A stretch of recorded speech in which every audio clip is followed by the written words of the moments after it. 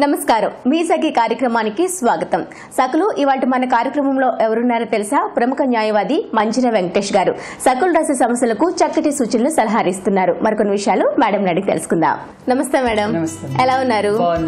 Okay, ఎప్పటిలాగా ఒక సఖి letter రాశారు, చదవమంటారా? చదవండమ్మా. నమస్తే మేడం, నేను ఈ లెటర్ ని వైజాగ్ నుంచి రాస్తున్నాను. నా పేరు వనజ. మా వారు వాళ్ళ ఫ్రెండ్స్ తో కలిసి కాంట్రాక్ట్ వర్క్ చేసేవారు. నన్ను అందులో పార్ట్నర్ గా పెట్టారు. వర్క్ ఇద్దరు కలిసి పూర్తి చేశారు. డబ్బుల విషయంలో ఇద్దరి మధ్య గొడవలు వచ్చి కోర్టు వరకు వెళ్లారు. కాకపోతే ఇద్దరు చిన్ననాటి స్నేహితులు. వర్క్ స్టార్ట్ చేసిన తర్వాత వీళ్ళిద్దరి మూలంగా నేను కూడా కోర్టుకు వెళ్లాల్సి వచ్చింది. మా దగ్గర కోర్టులో అందరూ నన్ను గుర్తుపడుతున్నారు. మనీ విషయంలో వీరి మధ్య గొడవలు రావడం బాధగా ఉంది. వీరి మధ్య రాజీ కుదర్చలేమా అంటూ అడుగుతున్నారు. మనం చక్కగా అడిగారమ్మా. ఎందుకంటే రాజీ అనేది కుదర్చడం జనరల్ గా వీళ్ళు ఇలాంటి మ్యాటర్స్ లో వచ్చినప్పుడు ఫైనాన్షియల్ గా చాలా ప్రాబ్లమ్స్ ఉంటాయి. అంటే ఎంత మంచి ఫ్రెండ్స్ అయినా కానీ చిన్నప్పటి నుంచి మనీ విషయాల్లోనే పోతూ ఉంటుంది. అలానే ఇప్పుడు కోర్టు కేసు వేసారనుకోండమ్మా, జనరల్ గా కోర్టు ఇక్కడ తనకు ప్రాబ్లం ఏంటి, కోర్టుకి వెళ్తుంది, అక్కడ తెలిసిన వాళ్ళు ఉంటారు, ఎవరో ఒకరికి కోర్టు అటెండ్ అవుతూ ఉంటే కనపడతారు కదా, అది తనకు నచ్చని విషయం ఒకటి. అలానే వీళ్ళిద్దరి మధ్యలో మంచి చిన్నప్పటి నుంచి ఫ్రెండ్స్ కాబట్టి ఆ ఫ్రెండ్షిప్ అనేది పోకూడదు అనేది ఒక మంచి ఆలోచన తనది. సో తిని అడిగిన దాంట్లో చాలా అంటే ఆ సెన్సిటివ్ ఫీలింగ్ అనేది అర్థమవుతుందమ్మా ఉంది. ఎందుకంటే వీళ్ళు కేసు వేసుకున్నప్పుడమ్మా జనరల్గా ఈ టైంలో అంతకుముందు కూడా మనం చెప్తూ పోతున్నాం, మీడియేషన్ అనేది ఒకటి ఉంటుందమ్మా. జనరల్ కాంట్రాక్ట్ మ్యాటర్స్లో ఆర్బిట్రేటర్కి రెఫర్ చేసుకుంటారు. అంటే ఆ కాంట్రాక్ట్ అగ్రిమెంట్ ఎంటర్ అయినప్పుడే వాళ్ళు క్లాజ్ రాసుకుంటారు. ఏదైనా గొడవలు అయితే కనుక ఏ జ్యూరిడిక్షన్ కోర్టులో వస్తుంది అనేది ఆర్బిట్రేషన్ క్లాజ్. దానికి ఇద్దరు ఒప్పుకోవాలి, ఆ క్లాజ్ ఉంటేనే రెఫర్ చేస్తారు ఆర్బిట్రేటర్కి. లేదు అంటే వీళ్ళిద్దరూ కలిసి మెమో వేసుకుంటే ఆర్బిట్రేటర్కి రెఫర్ చేస్తారు. అది ఒక పార్ట్. కాకపోతే అది కూడా ఆర్బిట్రేటర్ ముందు కూడా వాళ్ళు చెప్పుకోవాలి ఎవరి వాదనలు వాళ్ళు, ఒకళ్ళు ఎంత గెలవచ్చు ఓడొచ్చు అది. కాకపోతే మీడియేషన్ అనేది మంచి చాయిస్ అమ్మా. ఇప్పుడు తను అడిగిన దాన్ని బట్టి ఎట్లంటే ఇందులో మీడియేషన్ అనేది జనరల్గా ప్రతి కోర్టులో కూడా కేసు ఫైల్ అయినప్పుడు ఇష్యూస్ ఫ్రేమ్ అవ్వకముందు, అంటే వాళ్ళకి ఇంకా ట్రయల్ అయ్యిందో లేదో మనకు తెలియదు, ఇష్యూస్ ఫ్రేమ్ అయ్యే ముందు వీళ్ళు కేసు వేస్తారు. జవాబు వేయంగానే ఆ కేసుని మీడియేషన్ సెంటర్కి రెఫర్ చేయించుకోవచ్చు. చాలా వరకు అయితే అడగక ముందే ఈ రెఫర్ చేస్తున్నారు జడ్జెస్ కూడా. సో ఆ ఎక్కడైతే ఎలిమెంట్ ఆఫ్ సెటిల్మెంట్ అనేది అంటే రాజీ పడతగ్గ కేసులు ఏవైతే ఉంటాయో అవి మీడియేషన్ సెంటర్కి రెఫర్ అవుతాయి. అక్కడ ట్రైన్డ్ మీడియేటర్స్ అని ఉంటారమ్మా. ఎవరో ఒకళ్ళకి ఆ కేసు అప్పచెప్తారు, అంటే అందులో ఉన్న లిస్ట్లోంచి. వాళ్ళు ఏం చేస్తారు, ఈ మీడియేషన్ అనేది ఇప్పుడు తన అడిగిన ప్రశ్నకైతే మంచి చాయిస్. ఎందుకంటే వాళ్ళిద్దరి మధ్యని కూర్చోపెడతారు. రాజీ అంటే కూర్చోబెట్టి అది ఎట్లంటే మీడియేటర్ అనే వాళ్ళు చెయ్యరు. వీళ్ళిద్దరిని మధ్య అంటే ఎవరికి ఇద్దరు తగ్గట్టు అంటే గొడవలు పడకుండా వాళ్ళు ఇద్దరూ కలిపి సెటిల్ చేసుకునే విధంగా వాళ్ళ టెక్నిక్స్ స్కిల్స్ యూజ్ చేస్తారు. సో అలాంటప్పుడు ఏమవుతుందంటే వాళ్ళిద్దరూ కలిపి కొన్ని ఎట్లుంటాయమ్మా మీడియేషన్స్ ఒక 10 సిట్టింగ్లు అయినా సెటిల్ అవ్వవు, స్లోగా సెటిల్ అయితే. కొన్ని 1-2 సెటిల్ అయిపోవచ్చు. దానికి గడువు మాత్రం ఒక 90 రోజులు గడువు ఉంటుంది. తర్వాత కావాలి సెటిల్ అవుతుందంటే మళ్ళీ దాన్ని ఎక్స్టెన్షన్ తీసుకొని వాళ్ళు చేసుకోవచ్చు.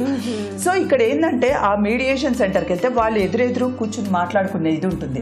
జనరల్ కోర్టులో కేసు వేసినప్పుడు ఏమైతుందమ్మా, ఒకళ్ళ మీద నా మీద కోర్టు కేసు వేస్తారా అనే ఒక కోప విధి ఉంటుంది. అందులో కూడా కోర్టు జడ్జిమెంట్ వచ్చాక ఒకళ్ళు గెలుస్తారు, ఒకళ్ళు ఓడిపోతారు, మళ్ళీ ఓడిపోయిన వాళ్ళు ఇంకొక అప్పీల్ కోర్టు పోతారు.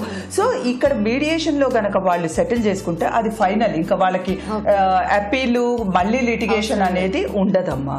మేడం ఇప్పుడు ఈ కేసులో ఈమె పైన కేసు వేశారు కదా మేడం, అంటే పార్ట్నర్ గా ఉండడం వల్ల ఈమె కూడా కోర్టుకు వెళ్లాల్సి వస్తుంది అన్నారు. అంటే వాళ్ళిద్దరు రాజీకి ఈమె కూడా వెళ్లాల్సి ఉంటుందా? ఒరిజినల్ గా తనే వెళ్ళాలమ్మా, ఎందుకంటే కేసు వేసింది తన మీద కాబట్టి.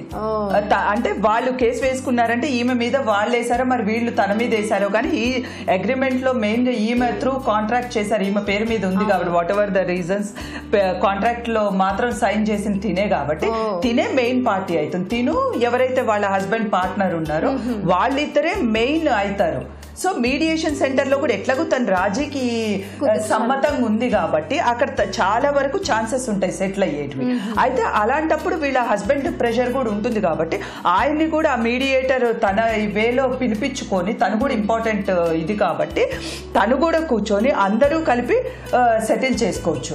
అలానే ఇంకోటి ఏంటంటే అమ్మ, టైం సేవ్ అవుతుంది వాళ్ళకి, రిలేషన్షిప్ సేవ్ అవుతుంది, మనీ సేవ్ అవుతాయి. చిన్న టైం ఒక 3 months మాక్సిమం పీరియడ్ ఉంటుందమ్మా దీనికి, అంటే 90 days ఉంటుంది. ఒకవేళ వీళ్ళు సెటిల్ చేసుకోగలిగితే ఇప్పుడు ఇలాంటి మనస్తత్వం ఉన్నోళ్ళు ఎప్పుడైనా కానీ ఫైటింగ్ స్పిరిట్ ఉన్నోళ్ళతో కొంచెం కష్టమవుతుంది. అంటే వాళ్ళు ఏ కాడికి ఆ థింకింగ్ లో కోర్టు కేసులు నేను గెలవాలనే ఇదే ఉంటది కానీ రాజీ అనే మాట ఉండదు. సో ఇక్కడ మనం చూసిన దాంట్లో ఏంటంటే తనే అడుగుతుంది ఏమన్నా రాజీకి ఉందా మార్గము అని. సో అలాంటప్పుడు తను వెళ్తే ఇంకా అది యాడెడ్ పాయింట్ అవుతుంది, తను వెళ్తుంది కాబట్టి. మేడం, అగ్రిమెంట్ అని చెప్పారు కదా, అగ్రిమెంట్ లోని కోర్టు సీల్ తోనే ఉంటుందా? అంటే వీళ్ళు ఫైనల్ గా అయిపోయాక ఒకవేళ సెటిల్ అయితే అది అగ్రిమెంట్ కింద డిక్రీజ్ అయిపోతుందమ్మా. అయితే వీళ్ళిద్దరూ వాళ్ళు చేసుకున్నాయి కాబట్టి అంటే వాళ్ళే చెప్తారు. జనరల్ గా ఏమైతుంది, వాళ్ళ సైడ్ అడ్వకేట్లు కూడా అటెండ్ అవ్వచ్చు. అందులో ఏముంటుంది, లైక్ వాళ్ళు రాసుకునే టర్మ్స్ అండ్ కండిషన్స్ ఉంటాయి, అవి లీగల్ గా వ్యాలిడిటీ ఉండాలి అంతే తప్పితే ప్యూర్లీ లీగల్ ఇది కూడా ఉండక్కర్లేదు. అక్కడ వాళ్ళు చెప్పేటప్పుడు కూడా పార్టీస్ ఇప్పుడు తిని అడిగింది కదా మనకి వెళ్ళొచ్చా అనే దగ్గర కూడా తన రోల్ ఎక్కువ ఉంటుంది ఆ మీడియేషన్ లో, లాయర్ రోల్ కంటే కూడా. సో తను కూర్చొని మీడియేటర్ గారికి కూడా మొత్తం ఎక్స్ప్లెయిన్ చెయ్యొచ్చు, ఇట్లా ఉంది నాకు, వీళ్ళిద్దరూ కలిసి ఉండాలి, పాత స్నేహితులు, ఇదంతా చక్కగా చెప్పుకోవచ్చు. ఇలాంటిది అసలు చాలా మంచి ఇదమ్మా, అంటే మన మీడియేషన్ చాలా మంచి కేసు అనే చెప్పొచ్చు ఇది. అట్లనే అగ్రిమెంట్ అయిపోయాకమ్మా వీళ్ళు ఒకసారి చదివి వినిపిస్తారు, ఎవరైతే మీడియేటర్ ఉంటారో అది వీళ్ళ టర్మ్స్ అండ్ కండిషన్స్ అందులో రాసేసాక చదివి వినిపిస్తే వీళ్ళు సంతకాలు పెడతారు.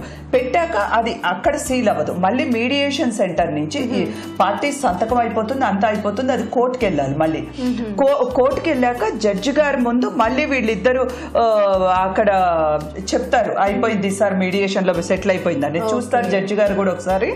దాన్ని మళ్ళీ దీని కింద డిగ్రీ కింద అయిపోయి వచ్చేస్తుంది అమ్మా, జడ్జిమెంట్ అంటే ఫైనాలిటీ వచ్చేస్తుంది. ఇంకా దీంతో ఏంటంటే టైం కూడా సేవ్ అవుతుంది, మళ్ళీ పాత స్నేహితులు కలిసారు అన్నట్టు అదే ఇంపార్టెంట్, సెటిల్మెంట్ కూడా అయిపోతుంది. అసలు తను అడిగింది కూడా అదే కదమ్మా, రిలేషన్షిప్స్ పాడవకుండా మంచి ఇద్దరు స్నేహితుల మధ్యలో రాజీ ఎట్లా అనేది.